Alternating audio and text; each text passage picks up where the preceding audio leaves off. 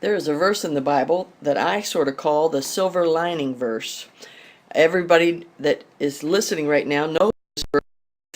But do you realize it is really the verse that talks about looking for the silver lining in life situations? Romans 8:28. And we know that all things work together for good to them that love God, to them who are the called according to his purpose. The other day, Kevin, my husband, read a daily devotional from Dan Patrick's book, which is a story from Matthew Henry about when he was robbed, which brought back to my mind the time when my husband was robbed. He was going to a pastor school in Hammond, and back in those days we had a very limited amount of money, and he had a credit card. He had only a credit card and a debit card, and just a little bit of cash. Went in to pay for his fuel at a gas station in Hammond, and a man came in with a real drugged, crazed eyes, and had a gun in his hand, and wanted everybody to give him their wallets, and was getting the cashier to empty out the cash register. Now this is in real life, seeing this unfold. When Kevin told me, I just said, this happens to everybody else. This doesn't happen to people I know. This doesn't happen to God's people. My husband took his wallet out and was trying to throw it in a planter. There was a plant next to him, and the guy actually caught him. So, with being on drugs, I mean, he could have been shot or hit or whatever. But he didn't do anything, and then, of course, the guy escaped, and when he escaped, the police came, and he had to be questioned. He didn't have a credit card to make the trip home. He didn't have money. He didn't have anything. And he went to a cousin's house that lived in the area and asked to borrow some money, because he had to have cash to drive all the way home. And that dear cousin, of course, gave him $200 and wouldn't let him pay it back, insisted to give it to him.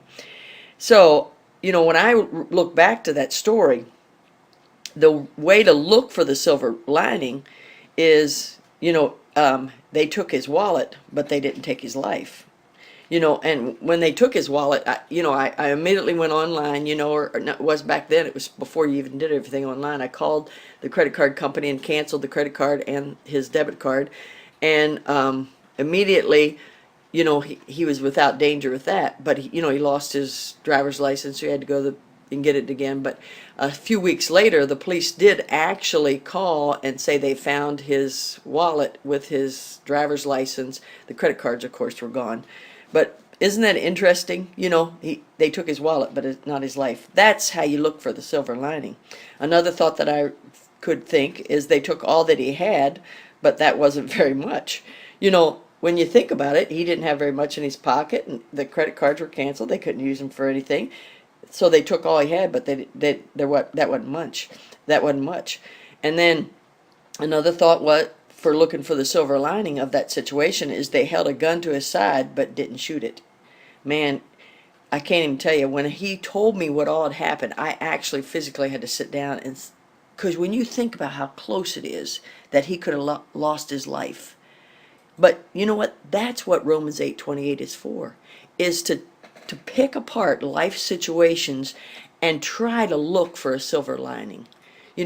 Getting that $200 from that relative was a silver lining, because he didn't have that much money, and he would have had to pay his own way home, but because that happened, that relative was that good to him. So let me just tell you that in every life situation you can find a silver lining, but the problem is you have to look for it.